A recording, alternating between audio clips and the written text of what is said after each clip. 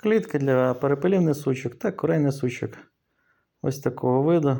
Відправляємо в напіврозібраному вигляді, щоб здешевити доставочку для клієнтів.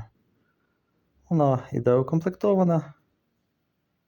Вам залишається її тільки скріпити. Ось в такому вигляді вона зібрана.